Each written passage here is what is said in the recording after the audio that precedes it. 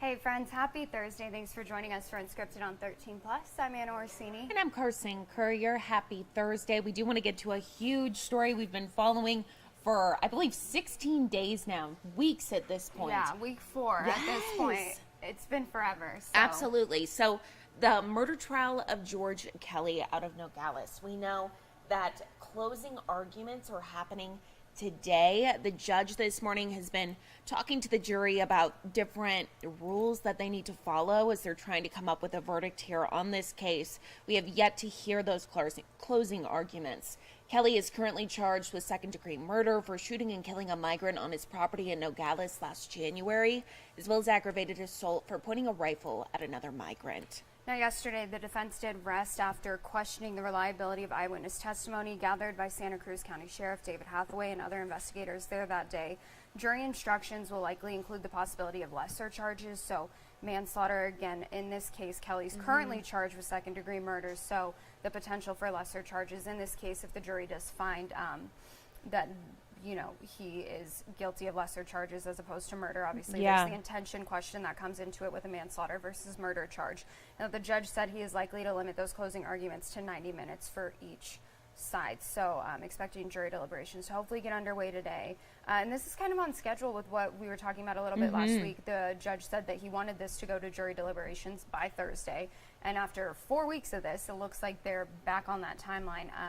But then again, there's the question of will they, go home over the weekend without a verdict, or will this be something that we see a quick turnaround on? So we want to go ahead and just listen in for a couple of minutes, let you hear what the judge is saying, and then we'll circle back to this, of course, throughout the day. Make sure, though, this is a good time to mention, make sure that you have our mobile app. You're subscribed to the alerts from our mobile app, because as soon as the verdict comes in, we will let you know as soon as they head to jury deliberations. All the updates in this case, you have those right at your fingertips. Download our mobile app and make sure that you have those push alerts. Our very own JD, he's actually on his way to Nogales if he's not there already for these closing statements. So we're going to go ahead and let you listen in here to the judge. An unlawful act at the time when the use or threatened deadly physical force in self-defense occurred. The state has the burden of proving beyond a reasonable doubt that the defendant did not act with such justification. If the state fails to carry this burden, then you must find the defendant not guilty of the charge. The next charge concerns the justification for defense of a third person, a different person. A defendant is justified in using or threatening physical force in defense of a third person if the following two conditions existed. One, a reasonable person in the situation would have believed that physical force was necessary to protect another's use or attempted use or apparent attempted use or threatened use of unlawful physical force against a third person. And two, the defendant used or threatened no more physical force than would have appeared necessary to a reasonable person in the situation. A defendant may use deadly physical force in defense of a third person only to protect another's use, attempted use, or apparent attempted use, or threatened use of deadly physical force. Defense of a third person justifies the use or threat of physical force or deadly physical force only while the danger continues, and it ends when the danger ends. The force used may not be greater than reasonably necessary to defend against the danger. Actual danger is not necessary to justify the use of physical force or deadly physical force in defense of a third person. The use of physical force or deadly physical force is justified if a reasonable person in the situation would have reasonably believed that immediate physical danger appeared to be present. You must decide whether a reasonable person in a similar situation would believe that, one, physical force was necessary to protect against another's use or attempted use or apparent attempted use or threatened use of unlawful physical force against a third person. Or two, deadly physical force was necessary to protect against another's use, attempted use, or apparent attempted use or threatened use of physical force against a third person.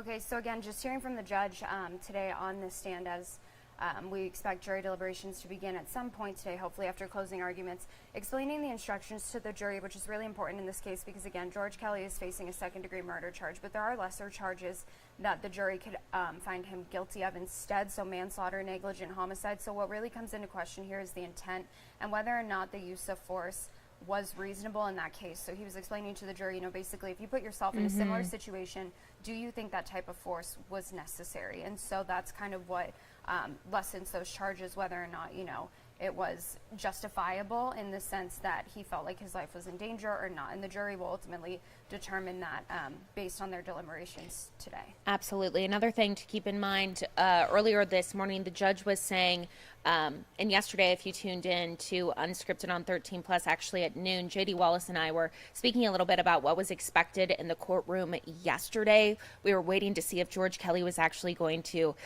take the stand and testify for himself. Now, something that the judge did mention this morning, though, is the fact that he did not end up doing that. He mentioned to the jury does not mean that there's more weight that he's guilty. A presumption of guilt. Exactly. Absolutely. So that's really, I think, a call that usually defense attorneys will make, and they usually encourage their defendant not to take the stand. Yes. Because you just don't know in those situations. Obviously, it's nerve-wracking. What's going to say, yes. And how it can be interpreted. So that's not anything that should be a red flag to anybody who's following this case, just because usually defense attorneys will discourage their clients from taking the stand in any case. Exactly. Just historically, it usually does not go well. So this is something, again, that we'll be keeping an eye on today. We'll let you know when they head in for jury deliberations. We'll let you know once a verdict is in. Be sure that you have our app. I know I can't say that enough, but if you want all the latest updates at your fingertips, that is the best way for you to do it today. Absolutely. We're going to continue to stream this as well throughout the day, especially when those closing arguments are taking place. So make sure to tune in. And something else that we're keeping an eye on today, of course, big developments in a really big case, is the Trump hush money trial that's underway right now in New York this morning. Now, attorneys in this case need to pick 12 more jurors that will decide the first ever criminal case against a former president. And this morning we know that 2 of the jurors that were originally seated this week have been dismissed. One said that they'd been receiving calls and messages from family members, friends asking if they were on the jury, and because of that, they said that they were concerned about their ability to be an impartial juror in this case. So that person ended up being dismissed. Now, the other one was dismissed after prosecutors raised questions about the accuracy of his answers during jury selection process. So 7 jurors were originally sworn in on Tuesday after hours of questioning by lawyers, but today's dismissals, that brings the current number of seated jurors to 5. The case is the first of Trump's 4 indictments to reach trial. Trump is accused of falsifying internal business records and making payoffs to 2 women as part of a scheme to bury stories he worried would hurt his 2016 campaign. The former president is facing at least 88 charges over the 4 criminal indictments in Georgia, New York, Washington, D.C., and Florida. Trump has pled not guilty to every charge in these cases. So again, 3rd day of jury selection here. We're going to continue to watch this for you. We'll keep you updated both on air, online, and right here on 13 Plus. Now, taking a look at some of the local cases that we're following today, the former Pima County sergeant that's been accused of sexual assault, Ricky Garcia, he is expected in court at 10:15 this morning. This is a status conference hearing about a retrial date for this case. Now, he's accused of assaulting an off-duty deputy at a house party last year. The sheriff's department did terminate him following those accusations. Back in November, however, he rejected an offer to plead guilty to a lesser assault charge in return for probation and no jail time. The case is set to go to trial later this month. Now, if he is found guilty, he could face between 10 to 28 years in jail. Oh, another thing that we're following this morning, Hassan, Gabriel Parks, and Arlene Villalobos, they are in court right now. That started at 9 a.m. about 40 minutes ago. We know they're accused for the Stop Cop City vandalism from February. You can see some video there of the vandalism that took place downtown. You can see the No Cop City that was spray painted there on that building. We know all 3 of them pleaded not guilty to arson of an occupied structure, criminal damage, rioting, 3rd-degree burglary, and conspiracy to commit arson of an occupied structure. A pretrial conference has been scheduled for May 20th, so we will bring you the very latest this morning from what happens in the courtroom. We want to go ahead and shift gears, kind of take a live look outside at Tombstone right now.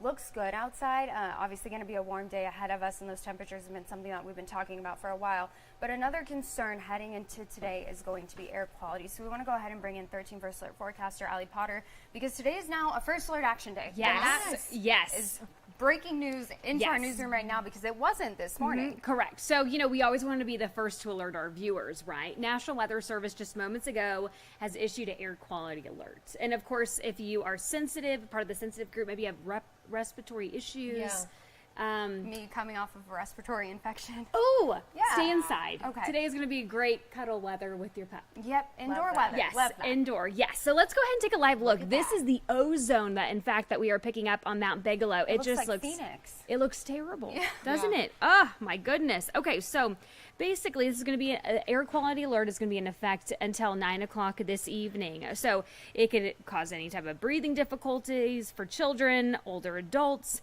as well if you have any respiratory problems. So of course, go ahead and decrease any type of outdoor activity for today, and take things indoors. In fact, we are at unhealthy for those sensitive groups. That's the orange dot you see there in Tucson. Now, the good news is that if you live more north, so Casa Grande area, you are good for today, along with Sierra Vista. So when an air quality alert is issued, there's some actions you should take, right? Making it a First Alert Action Day. So if you maybe want to go for a walk, take your dog out or something like that, either do it later tonight after that 9 o'clock hour, or go inside.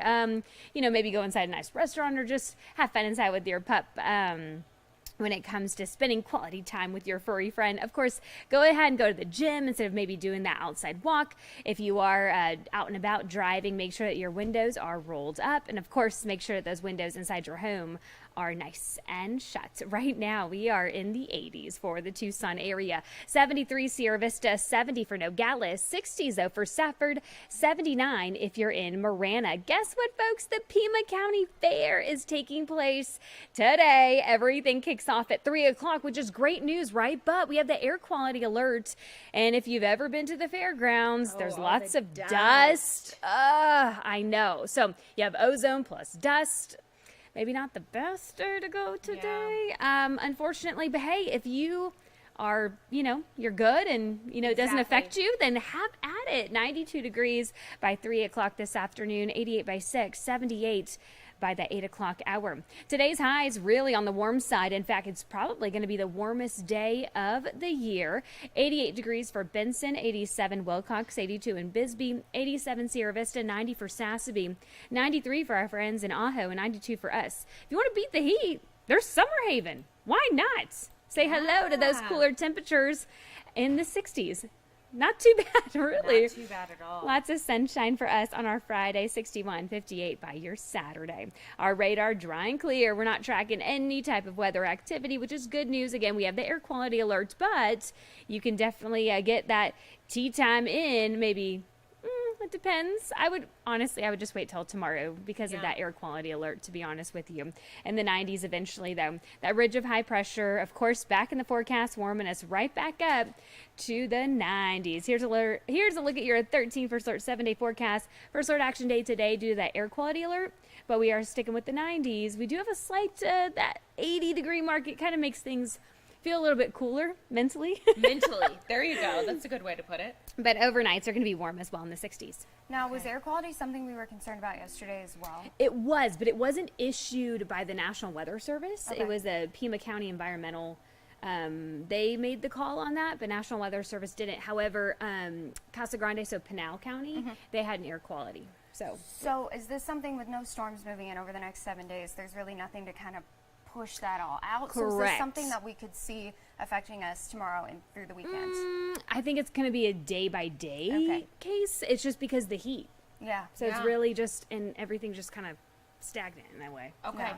Good to know. Nicer temperatures, can't go outside and enjoy them. I know. That's I know. the I know. Okay, well, it's not your fault, Exactly. Allie. Thank That's you. okay. so much, We just want to Allie. be the first to alert you. That's all. Absolutely, You were, absolutely, like, breaking especially for news. people who are in those high-risk groups. I mean, it can potentially be dangerous. It can be So very dangerous for some really folks. important to know Absolutely. about. Well, thank you, Allie. Of Thank course.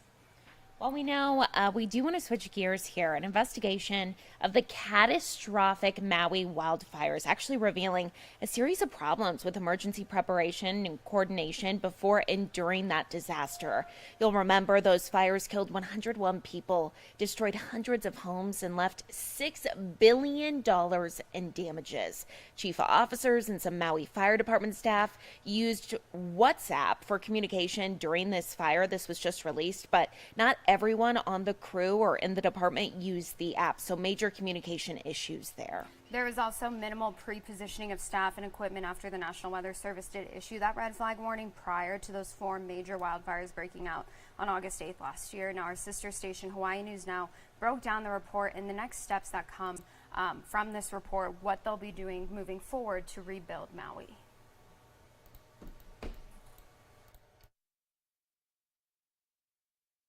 Attorney General Ann Lopez and experts from the Fire Safety Research Institute have privately briefed government officials about what her long-awaited report has found. It doesn't get into how the fire started, but is extremely detailed about how agencies responded and the conditions that made the fire so deadly.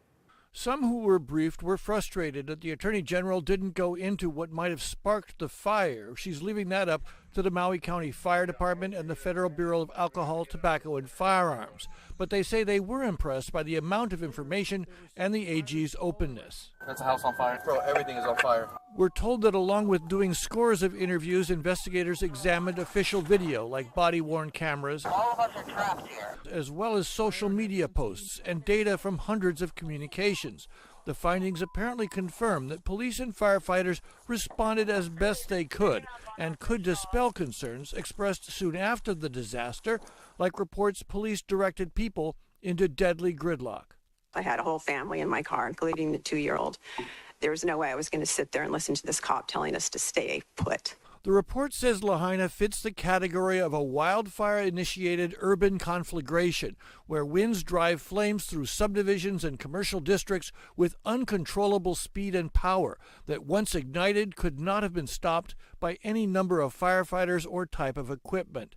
Some say the information from Maui County seemed less than fully transparent after the county demanded subpoenas for employees and had attorneys present for their interviews.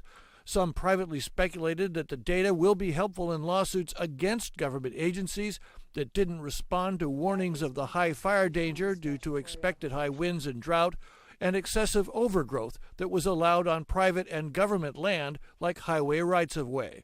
The next stage of the Attorney General's report in about 6 months will do more to analyze what can be learned from the facts. We're told the Attorney General plans to release all the data, potentially even in spreadsheets, that can be analyzed independently. Daryl?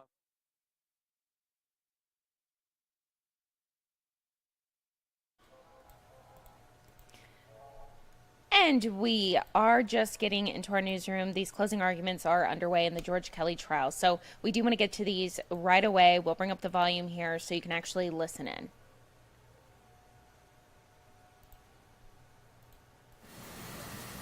Every single time the story changed.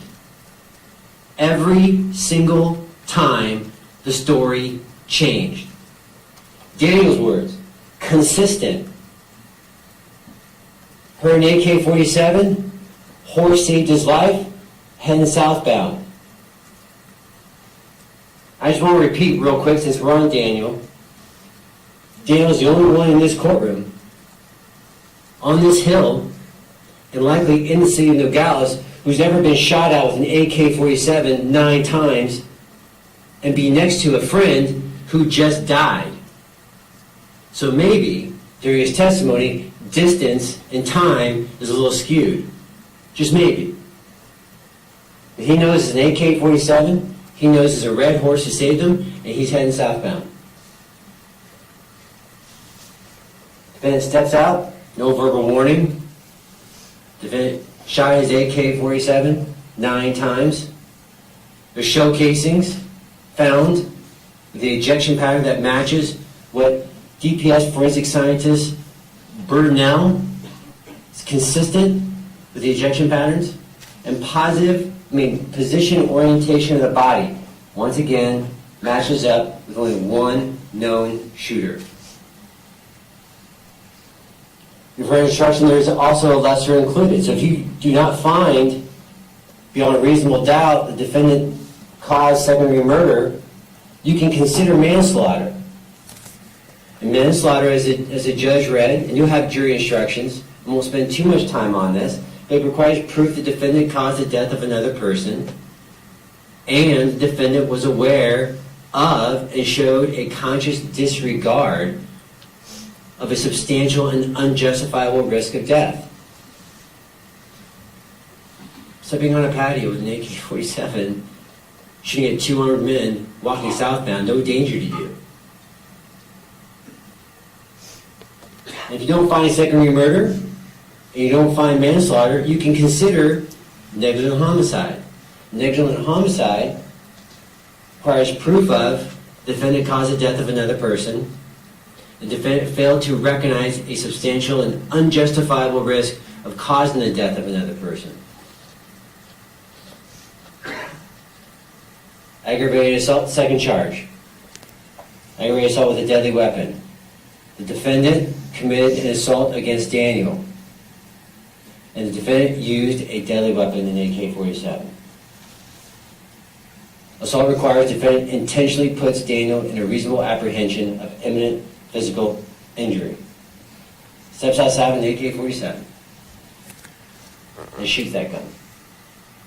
And that's the horse, according to Daniel, saved his life. He recognized that horse. He identified that horse. That's the defendant's horse.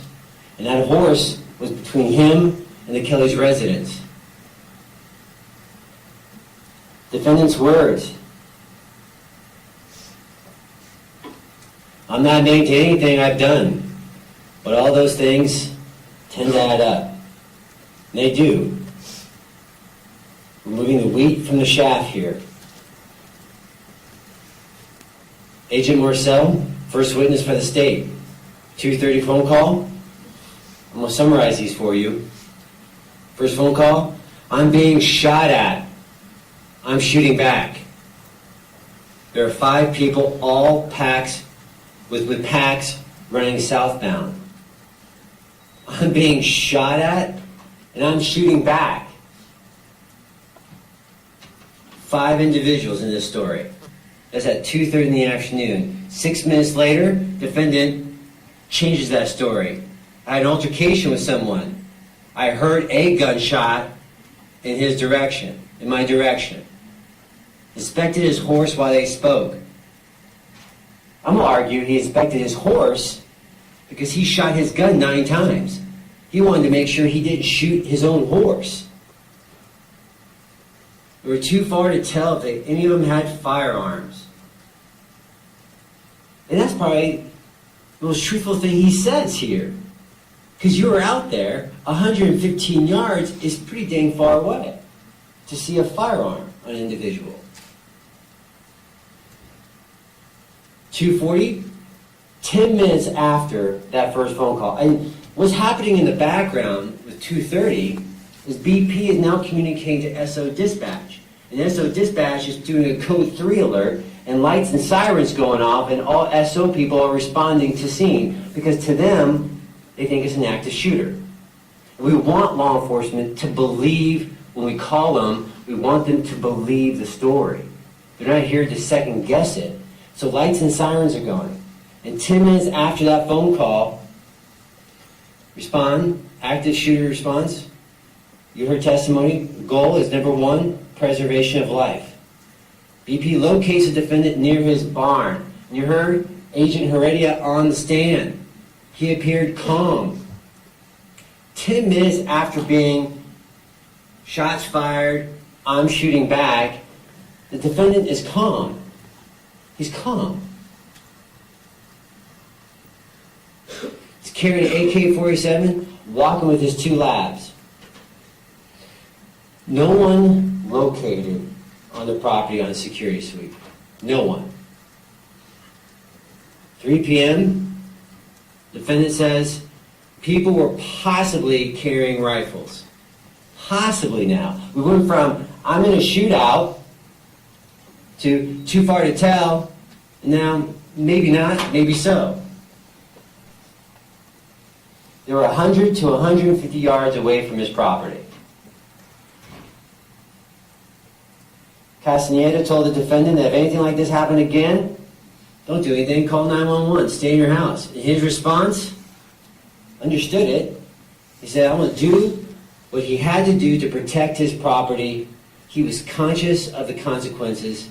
He would take responsibility for his actions. Talking to BP and SO, the defendant never admits that he shot his AK-47. We've got Border Patrol and agents on scene for an active shooter situation, and you failed to tell them that you shot your own weapon? Never told law enforcement that anyone pointed a gun at him. Didn't tell anyone. This just happened. This literally just happened. And you're not telling a single soul that people are shooting at you? Never told law enforcement he was in fear of his life. 423, he's calling. I think this is a thank you call for Agent Marcel to get a quick response to him. In this call, he says, now, instead of 5 folks, we have 10 to 15, all loaded with AR-style rifles. We're getting an exaggerated statement here now. 523, this is the second wave of phone calls. That was the first wave, active shooter call, and now we got the calls and dispatch recording related to Gabrielle's body. Jeremy, this is Alan Kelly. You need to call me immediately. This is serious. Call me immediately. I can't say more on the phone. Why can't you say more on the phone? Why can't you say more on the phone? 526, he sends that text message. 535, here comes the 4th phone call. This is worse than you can imagine. This is bad. Marcel told Kelly, call 911 and talk to SO. He never does. He never calls the SO. The SO calls him. Because Marcel does what a Border Patrol agent is supposed to do. If there's an immediate emergency, he routes a call to the local law enforcement, which is the SO. And the SO then, without him calling, calls him to find out what's going on, what's so serious, and why immediate response again. You know how shots were fired earlier? Something was possibly struck. Just say, there's a body on my property. Just say it. When Marcel asked for additional details, Kelly said, I can't tell you over the phone. Ask Marcel if this was being reported.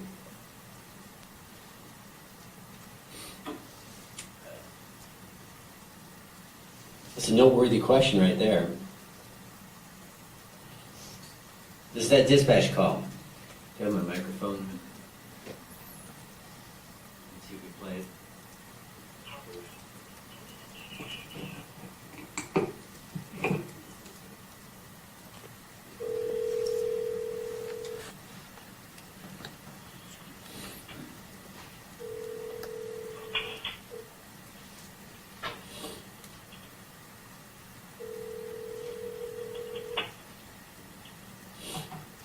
Hello? Hi, sir. I'm calling from the Sacramento County Sheriff's Office. Yes. Hi. I'm just calling because we received the report from Border Patrol. Yeah. So I was just calling to get more information. So what happened? You're going to have to send an officer out here.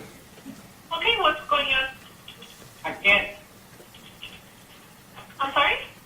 It's very serious, ma'am, and I'm not going to talk over the telephone. Okay, I understand it's serious, but I need more context in order to send a deputy.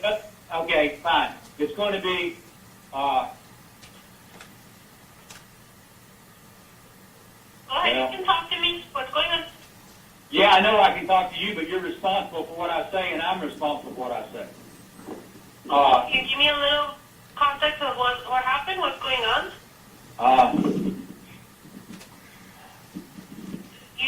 not. What did you shoot at? I didn't shoot at any. I haven't said I shot at anything. Okay, well, that's what Border Patrol told us, so that's why I'm just asking you. Yeah. Y'all guys, the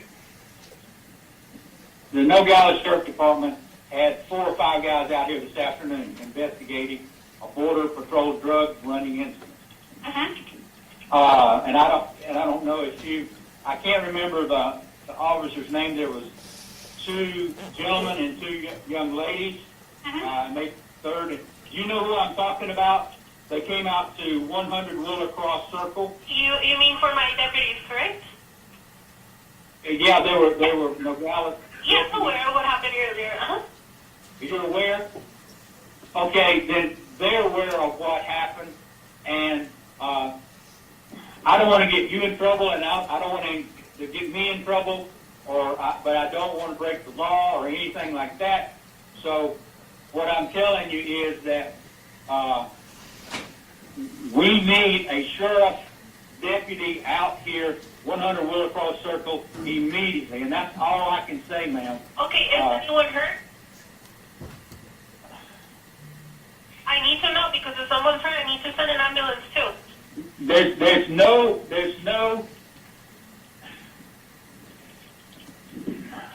Okay, do you feel more comfortable talking to a deputy over the phone? Well, in other words, okay, you know the thing. You have the right to remain silent, and anything you can. I understand. You say can, it will be held against you. And of course, I'm not admitting to anything I've done, but all those things tend to add up, and I don't know what happened. I just know what I just saw about 15 minutes ago, and it's something that an ambulance cannot help. EMTs cannot help. There's nothing out here that can be aided by EMT or emergency services. There's Okay, I understand you don't want to give me a lot of details, but what you are requesting an officer from me, so I needed to know for their own safety and your safety a little bit of what's happening, what's going on. okay.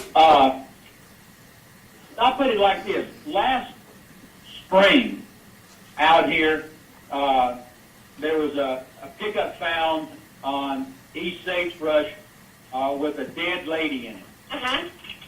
I don't know if you knew of that or not. Yes, sir. I'm aware of what happened. Okay, it's a situation similar to that. How's that? Okay. You follow? You understand what I'm saying? It's a situation exactly like that. Okay. And so that's going to require the sheriff to come out here. Okay. Can you tell me a description of the No, vehicle? I don't have a description. There's not a vehicle. Okay. The only thing that I was referring to in conjunction with that accident was the body. Okay. You got it? Okay. All right. Okay. Can I have your name? Yes, George Kelly. George Kelly. Okay, George. Would you, if my deputy goes over there, would you take him to whatever it is that you found? Yes. I have it marked. I have a flashlight on over it because it's going to be dark when he gets here probably, but I'll take it to him. And you are sure an EMT cannot help? I am positive. I have a medical background. An EMT cannot help. Okay. Do you know whoever it is that you saw? No, I do not know. I didn't say it was anybody. I just said it was a body. Okay. All right. Okay. All right. I'm not trying to be smart, ma'am. I'm just I trying to. understand. You're trying to be careful, and I get that. However, I hope you understand that on my end, I have to take care of my deputies too. So I Yes, I need a understand. little bit more context as to why you needed a deputy to head out there. Now you know that there is a body here. Okay. All right. Does it look somewhat? And it's not alive. So you asked, did you need EMT? I said no. Okay. I'm sure a coroner will be involved sooner or later. I just said, George, can you tell me something? Is it discolored from somewhere? Is it discolored? Yes. What does that mean? Has it been there for a while? Can you tell? From what? In that I only approached the body to make sure that the animal, it's not a vegetable or a mineral, the animal wasn't alive and it was not alive. Okay. There were no signs. There was no signs of blood. There was just an animal laying face down. An animal? An animal, and you know what an animal is. It's not a vegetable or a mineral. Okay. It's a body, and you know what I'm talking I about. understand what you're talking about, George. Okay, I'm going to send the deputy then over to your house so you can lead them over to wherever you found what it is. Okay. Okay? And now, maybe one of the deputies are out here. They know how to get here because it's 100 Willacross Circle, and it's kind of hard to find. It's a rat right on the border. So I have one of my deputies that responded earlier going over your way. That's good. You do that. They know how to get here, and I'll have the gate open. Okay, sounds good, George. Thank you. Thank you for I appreciate your help and your patience, and I'm sorry if No problem. Okay. Okay. Bye. Thank you. That's a phone call SO had to make to the defendant. And it says it's very serious. Recap. Very serious. Can't tell am I going to talk over the telephone. I don't want to get me in trouble. I'm not admitting to anything I've done, but all those things tend to add up.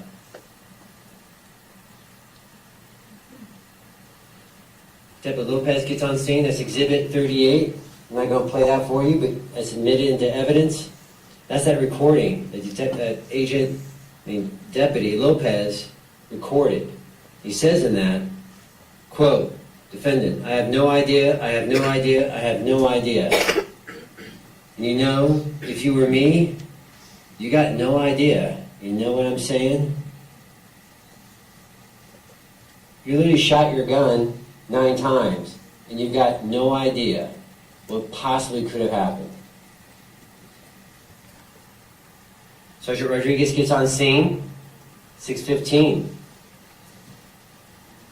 Sergeant Rodriguez is the one that pronounces Gabriel dead. That's not the time of death. That's the pronouncement of death by law enforcement. No pulse, extremities are cold, but his torso was still a little warm. Importantly, there's no drag marks, blood trails, or foot traffic evidence anywhere. It appeared as though Gabriel fell where he was shot. At this point, Sergeant Rodriguez does not know Dr. Tim's autopsy results. A severed aorta. That's a drop shot. You're going down. The entry wound lined up with the east patio of the Kelly residence. Again, entry wound and orientation lines up. And then the defendant has an interview with Detective Ainza. In that, question, he says, question, did you shoot? I have no reason to believe I shot this person. Ainza, what does that mean?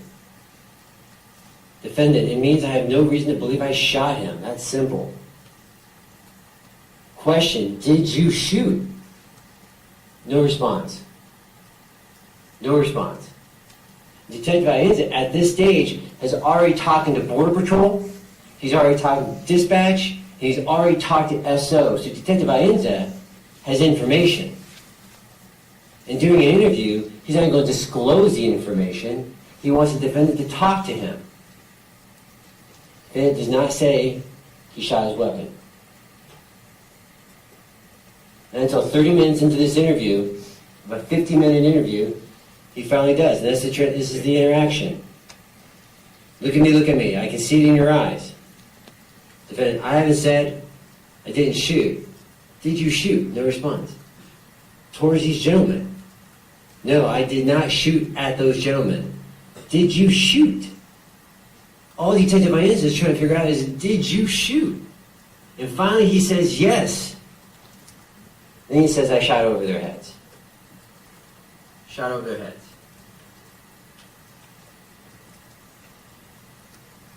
He shoots in their direction, says at this time, Inez asks if it's 100, 150 yards away. He affirms that, and he says they were armed. Remember an earlier statement, too far to tell? You were out there. And I shot 100 yards over their heads. I didn't shoot at them, I shot over their heads. Nancy, you shot towards the direction of their heads? Yes. Does not admit he shot his AK-47 until 30 minutes into that interview. You saw pictures of the shell casings. You're out and seeing. Right next to, if I'm on the patio, they're right to my right. 8 shell casings found. And those are the 9 total. 1 in blue, found by the ATF K9. K9 alerted the evening of. That's around 12:30 in the morning. And the next day when it's light out, they found the other 8 shell casings in yellow. And that ejection pattern, as we're going to see in a second here, is consistent with the ejection pattern of DPS forensic scientist Brunel's review of that weapon shooting the exact same rounds.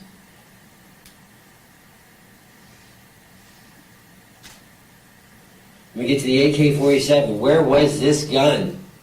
Where was this gun that he keeps by the patio door? It was hanging up on a coat rack on a bedroom door behind a sweatshirt. And the only reason it was found was Sergeant Flores opens the door stops his momentum, but the gun continued and bumped the back of the door. He looks behind the door and sees this weapon.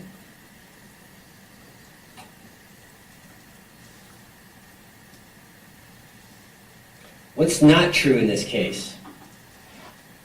What's not? There is no evidence of a mysterious shot. None. The only person in this courtroom who has ever said anything about mysterious shot is the defendant. His wife doesn't even say she heard a shot. And you heard when Ms. Hunley had Ms. Kelly on the stand, you wonder why we asked the question, what were you watching? I was watching a news show. What was the volume? It was on 20 out of a range of 100. You're in your living room. Your husband's in the kitchen. He hears a gunshot and you don't. And you're watching and listening to news at a medium volume. That's a mysterious, magical gunshot in this case. No evidence that it exists. None. The other one is the boogeyman. We've got a lot of armed men on the property. We went from 5 to 10 to 15, all carrying packs, all with rifles, walking this property. And they changed the number, they changed the distance. They're creating a fear here of the boogeyman being there. There's no evidence. None. We have 2 migrants come to the U.S., heading back to Mexico, who get shot at. Defendant under fire. No evidence whatsoever. They did a search with a metal detector from the house to the victim, no other shell casings, and from the victim out, no round or other shell casings. None. No damage to the house. If you're being shot at, if you're in your house and you're being shot at, where's the damage to the house? No evidence of drug packs or drugs. No evidence of robbery or theft. No evidence of struggling or dragging. None. Someone else must have shot the victim because the victim stumbled over. This is a severed aorta. You don't stumble around. You heard Dr. Tim. You may take one or two steps and may utter a gasping phrase or two, and you're done.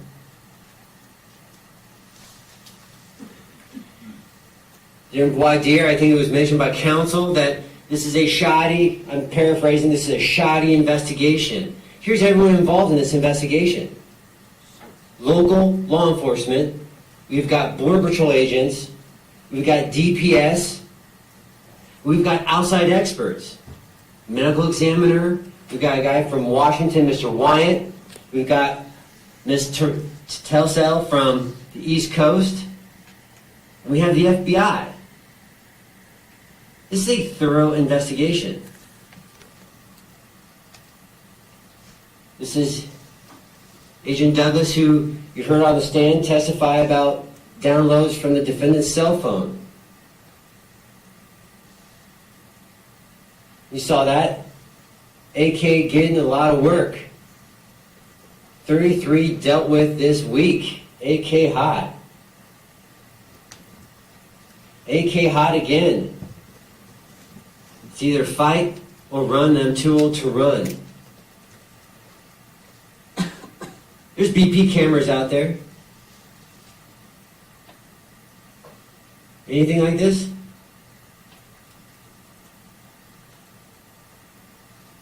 Expert witness you saw, I mentioned him earlier, DPS forensic scientist Brudenell, talked about the functionality of that AK-47. It works, it's operable. Talked about the ejection pattern, which is consistent with his testing with the results on the scene. Rounds coming out to the right. Doesn't matter if you're right-handed or left-handed. No matter. The projectiles are coming out of the right-hand side of the gun. The injury is consistent with a long-range shot.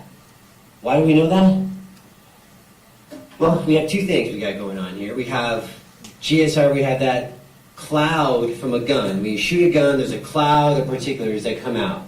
And you heard testimony that usually within 20 feet, some of that cloud dust is going to come on to the person. Well, there is no GSR in this case, which means only other reason is you're further than 20 feet from the victim. That's what it means. This ain't no close-range shot, holding a backpack and doing a gangster-style shot. That's not what's going on here. Because there would be a cloud. There'd be gun residue all over that person, all over him. There's none. You heard the witnesses. They damped the clothes all around and submitted to Ms. Telsell. You heard testimony. No GSR found, which means further than 20 feet. I think it's easy to say that 115 yards is further than 20 feet. You also heard from DNA and fingerprint analysts from DPS. The reason we did is we're doing a thorough investigation here. We're demonstrating to you, you deserve to know that the government is doing a thorough investigation. That's our job. And there is none. Not surprising. There's only two people involved in this case. Or three, count Daniel. Rick Wyatt, expert from Washington, talk about ballistics, talk about the wound, the bullet used is consistent with the wound, shooting reconstruction, and he talks about the bullet being in yaw. I call it a wobble. It hit something on its way. It hit something on its path. So instead of being like a nice little spiral, it's like a duck, like someone throwing a duck football. There's a little spiral off. When it hits that body, that's why the entry wound's a little off. And you saw the scene. Mesquite trees all around. Could hit a branch anytime. It was Rick Wyatt who asked SO to go cut that branch. Just to double check. There's no evidence on the branch. But it's an indication to you all why the bullet is in yaw. It hit something before it hit. And that's why there's no bullet wipe. Which means when the bullet's carrying some of that particulates on its way, on its journey, and when it enters the body, it's going to leave what we call a bullet wipe. And there is no bullet wipe in this case. Because that bullet is in yaw, because it hit something before hitting the victim. There's no mystery to that. Ms. Telcel talked about no GSR found. You heard from Dr. Tim, cause and manner of death, homicide, bullet wound, injuries consistent with an AK-type weapon, from collapse to possible step or two, there is no walking with that injury. There is no walking, stumbling around. There is not.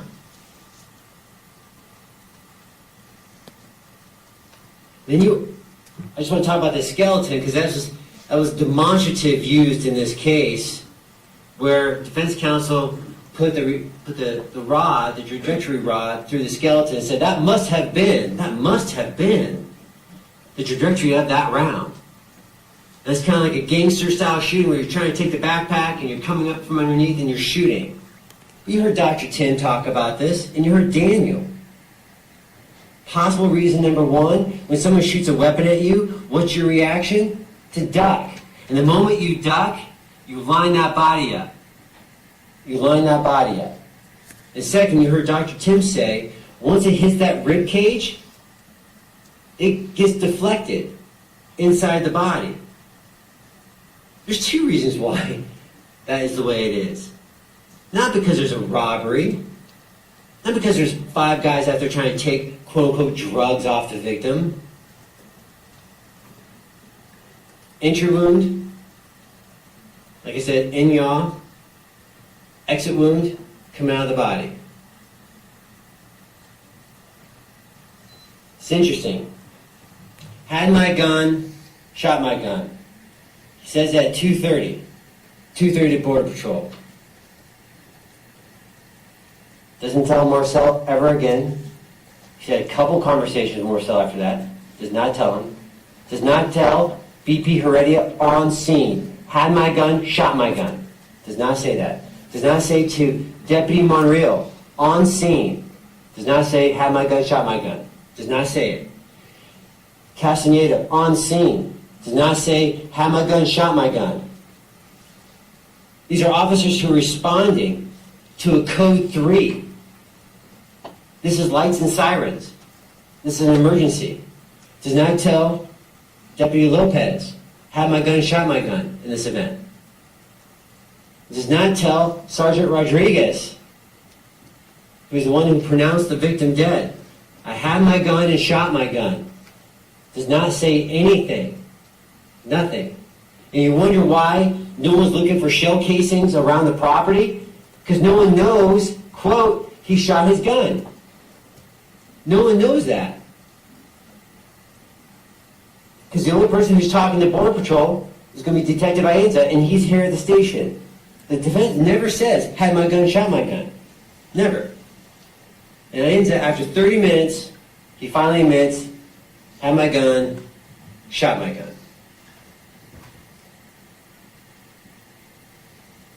Dispatch Supervisor, Ms. Huerta. Defense Exhibit JJJ. At 3:05, Border Patrol contacted Wanda Kelly. And Wanda Kelly, according to dispatch, says, my husband's giving chase. Okay. Husband's giving chase. And to their story, there's 5 armed gunmen with AR-style weapons on my property. There's a shootout, and you're going to take your weapon and go chase them.